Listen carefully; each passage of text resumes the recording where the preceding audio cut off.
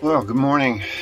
It's my first morning in the Boatyard Marina. It's 8:30 in the morning. It's nice and overcast. You got the cacophony of boat work happening behind me, which is cool. So I'm going to head into the office and get my paperwork set up and fill out some forms and give some money to some people. And then I'm going to take my boat just over the way and we're going to get it hauled out of the water. So welcome back, and I hope you enjoy the show. There are a few boat marinas in the San Francisco Bay Area that can do this kind of boat work, namely a haul out and a bottom job, but there's a couple of specific reasons that I chose the Napa Valley Marina. First, and maybe the most important, they let you stay on your boat here while you're doing the work. This was the only marina in San Francisco area that would allow it.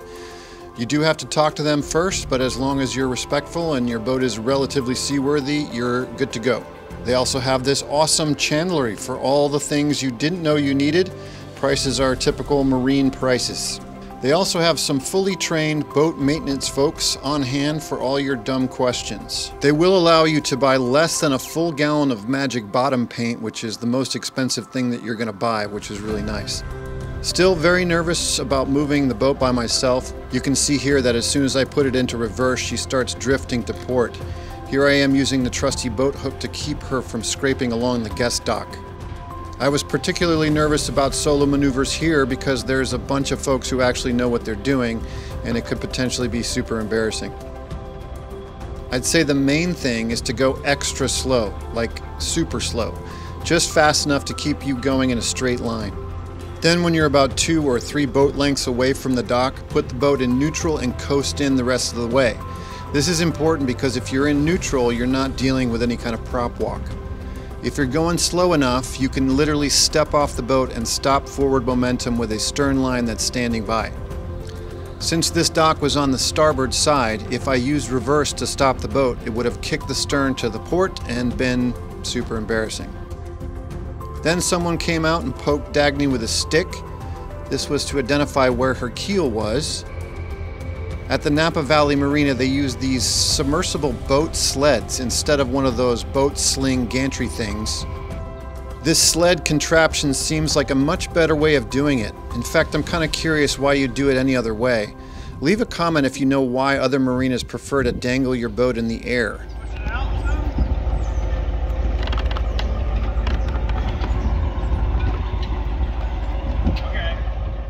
One person works the remote while another makes sure the boat is sitting on the pads right. Minimal effort and zero drama. Wow.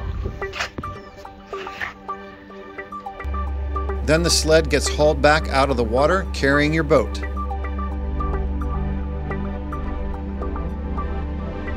As you can see, the sled is pretty long and can accommodate boats much bigger than Dagny. Whoa. Weeds. Nice. It was unclear how long I was carrying those weeds around.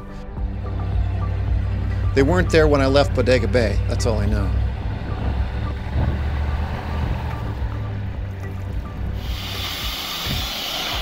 Next came the pressure washer. This service comes with the haul out. There was definitely some grime on Dagny's bottom, but it wasn't the forest that I was expecting. The pressure washers took off some of the red ablative paint, and some of the blue ablative paint too. Say that 5 times fast. This is normal. Ablative paint is supposed to come off, the idea being that all the growth can't stick to it. The last time Dagny was lifted out of the water like this was at least 5 years ago, so all in all, I was impressed with how dirty she wasn't. The zincs were still in relatively good shape too. Still, I planned on replacing those anyway.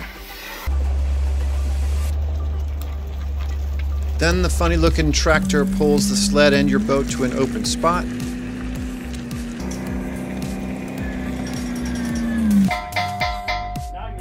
They set up the jack stands, bang on a few things with a hammer, and then leave you alone. She dried out for a bit, and then I started sanding the very next day.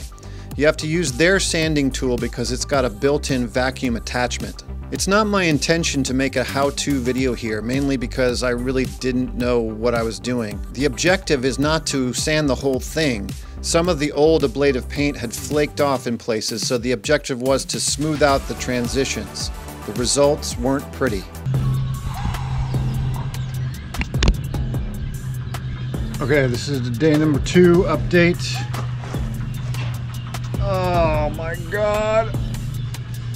Oh, I'm so sore. I've been sanding since 8 o'clock this morning. It is now 5:30 and I can do no more. I'm literally about to fall over. I need to go get cleaned up.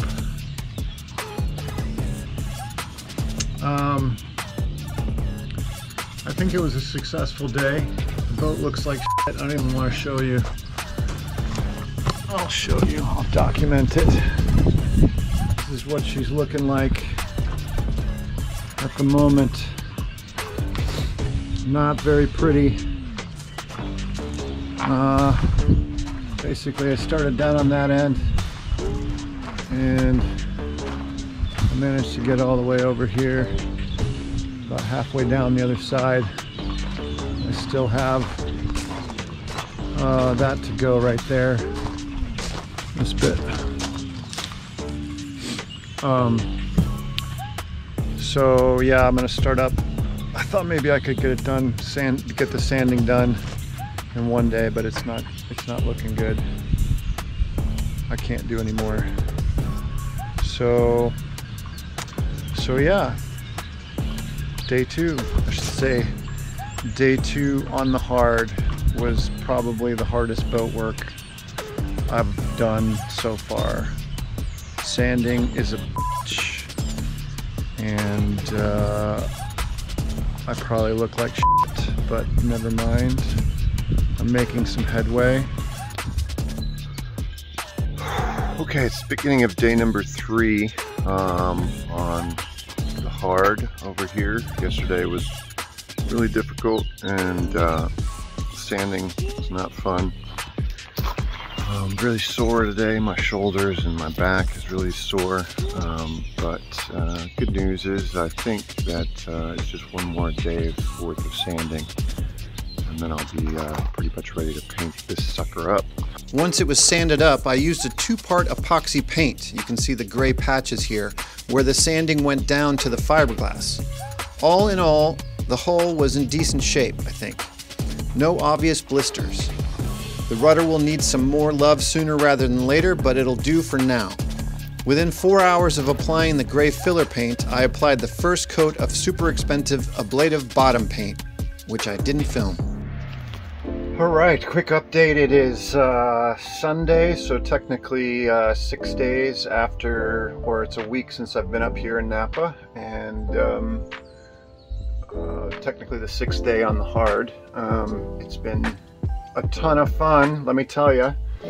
I've gotten 2 coats of bottom coat on the bottom of the boat, and I've cleaned the propeller, and I've done a whole bunch of other little things. Like the first 2 full, 10-hour days were just sanding. So this whole week has been a kind of a timing issue, just trying to get everything on the boat in the right order at the right time. It's all based on chemistry that I don't really understand, and I think I've done it right. I know that I've done the best that I can do, and she's looking a lot better down there than she was, but ultimately there's a whole lot of question marks that I have about this whole process, and I just wish I had more time. That's an issue of money, as is everything else. Just I don't have a month to spend on the hard. I've got to get it done quickly and get back on the water. Yeah, so that kind of gets you up to date on what I've been doing this past week. I have found this whole process to be very, very difficult.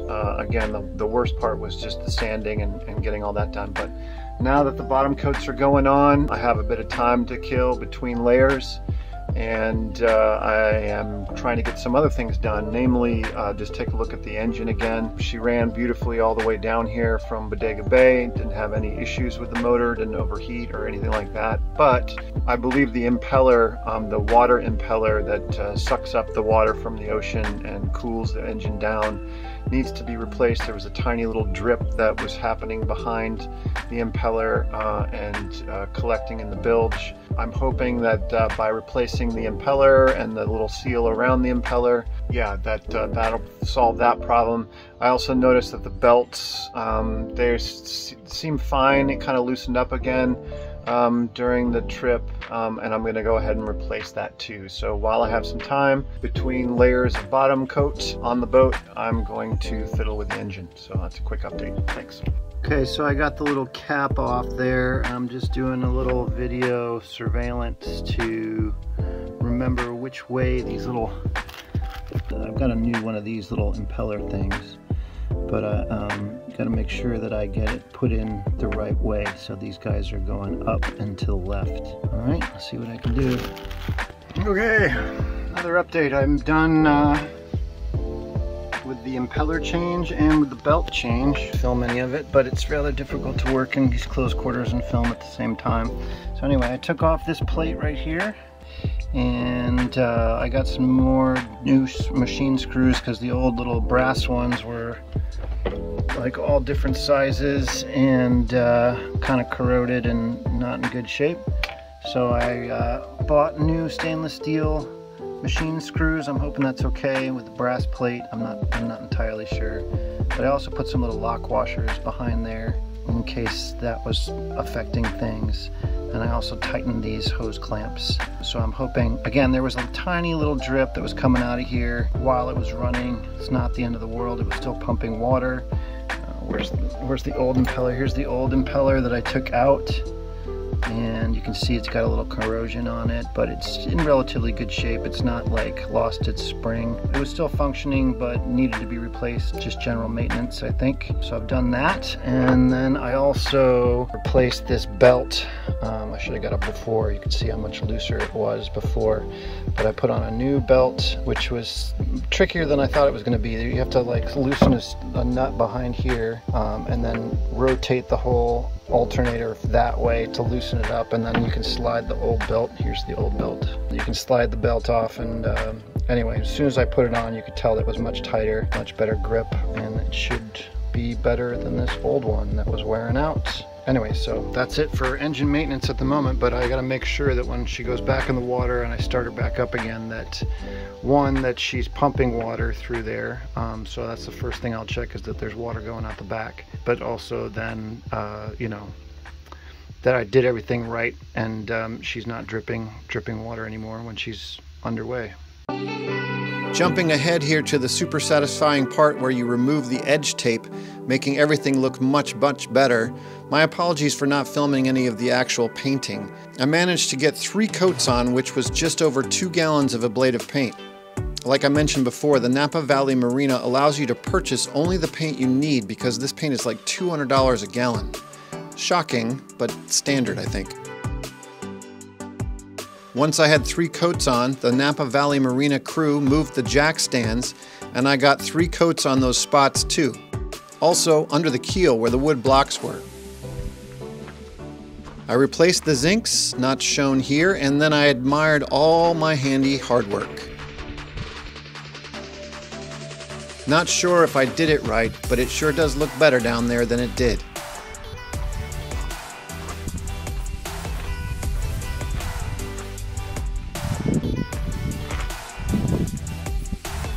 That's probably the worst part of this kind of boat work. As soon as she goes back in the water, you can't really see any of your hard work. You can feel it though. She definitely felt more slippery in the water, but we'll get into that in the next episode. After I had finished admiring my hard work, it was time for Dagny to go back in the water. In total, I was on the hard for 9 days, and it cost me $1,700 and change. I'd like to say a big thank you to the Napa Valley Marina and all their staff. They were super polite and answered all my dumb questions. And most importantly, they were very fair on what they charged. I never once felt like they were trying to take advantage of me.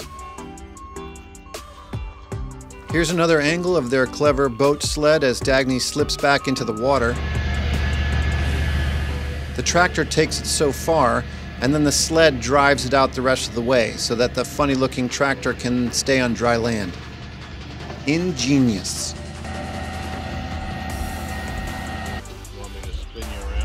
Sure, that'd be great. I was feeling pretty positive. Everything so far was working out. With Dagny safely back in the water, it was time to check my engine work. Just needed to make sure she was still pumping water through the engine.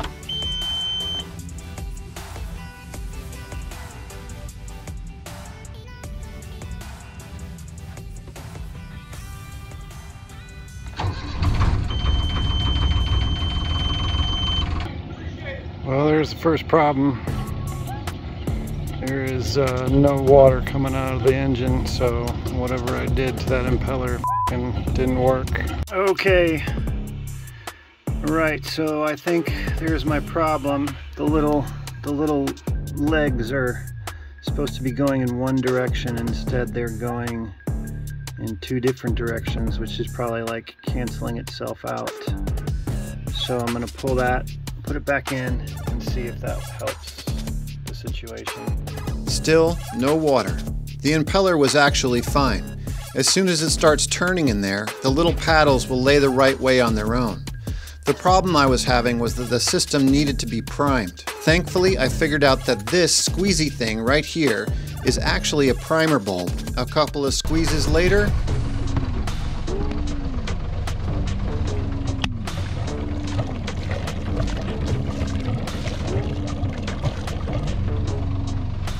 water pumping.